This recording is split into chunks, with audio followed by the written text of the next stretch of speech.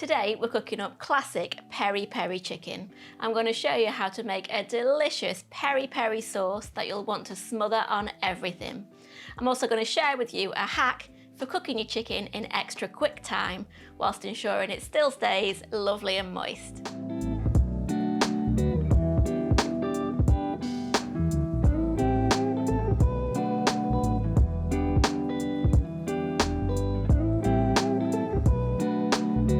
Hi, I'm Nikki. Welcome back to our kitchen where we show you how to make delicious, family-friendly recipes.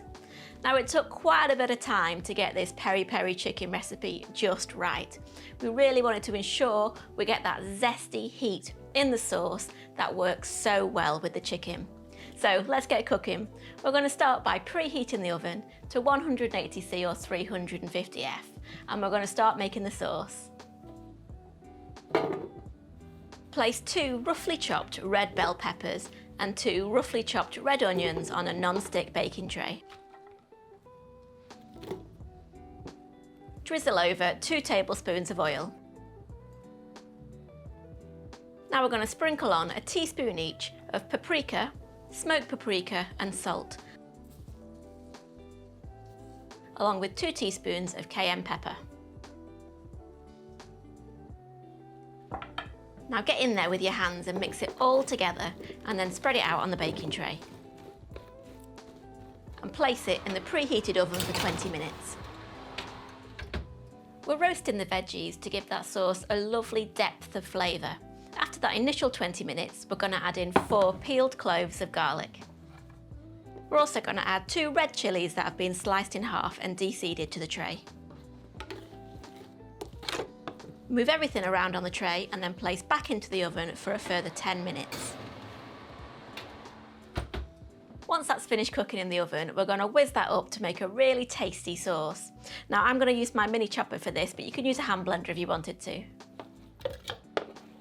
Transfer the roasted veggies to the chopper, making sure you pour in all the juices from the tray.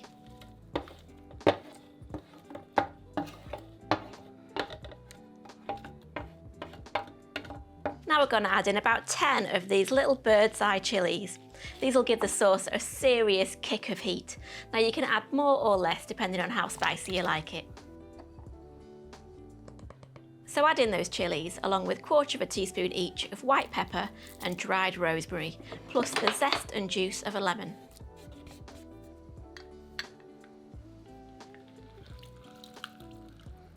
Blend it all together until you get a fairly smooth paste.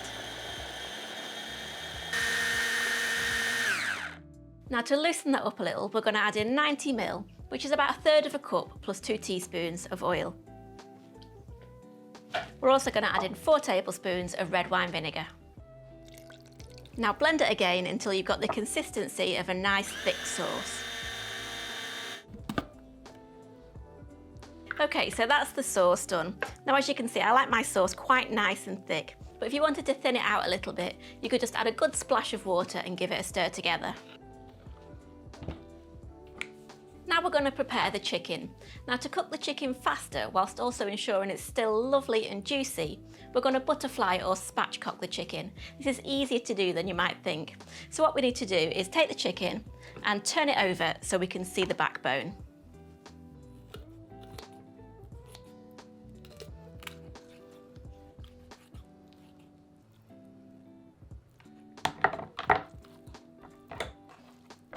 So once we've cut through both sides of the backbone, we're going to remove that backbone and discard it, or you can save it for stock.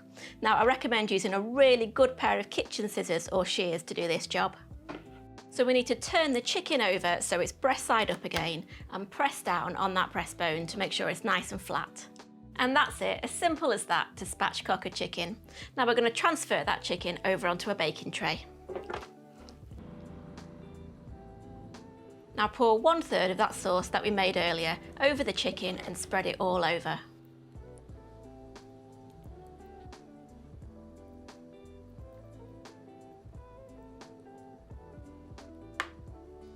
And sprinkle on 1/2 teaspoon each of salt and black pepper. Place that in the oven, which should still be at 180°C or 350°F. Now that chicken goes in the oven initially for 45 minutes. This recipe, plus 99 others, appears in my new book, It's All About Dinner. I'll leave a link below so you can pre-order your copy. Now we take the chicken out of the oven after 45 minutes and give it a baste.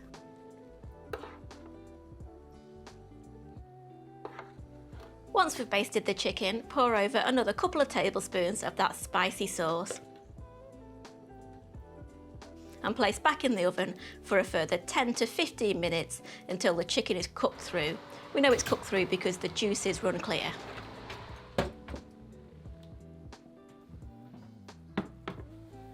Remove from the oven and allow to rest for 10 to 15 minutes before serving. I love to serve this up with some chips, flatbreads and a nice green salad. This would also work really well on the barbecue. Okay, let's give it a taste. It's really, really juicy and spicy.